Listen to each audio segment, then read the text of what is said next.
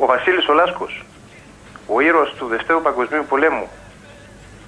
Το ξέρει? Είναι θείος του. Είναι θείος ο Βασίλης.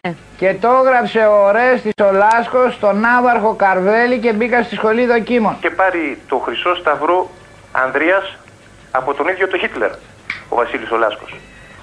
Αυτό δεν ξέρω αν είναι γνωστό στο πολύ τον κόσμο.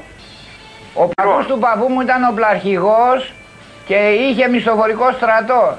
Και έχω πάρει και τον τίτλο από το λαό του Μακελάρη. Έχεις μια ιστορία ολόκληρη, μην μπορούμε να τη συζητήσουμε. Είναι τιμή μεγάλη. Ότι ο Βασίλης ο Λάσκος ήταν κυβερνήτης του υποβρυχίου Λάμπρος Κατσόνης, Y1. το οποίο και έμεινε μόνος στο Βορειαπάνα και πολεμούσε με το κανόνι. Στο πυροβόλο του υποβρυχίου. Και όταν τον εμβολήσανε το ρίξαν με ένα πολυβόλο και τον σκοτώσανε. Διέταξε το πλήρωμα να αποχωρήσει από το υποβρύχιο.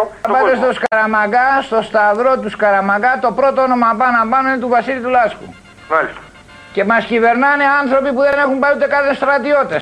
Είναι τιμή μεγάλη να είσαι συγγενής του Βασίλη του Λάσκου. Μα γι' αυτό μπήκα και στο ναυτικό. Λοιπόν, την καλησπέρα μου.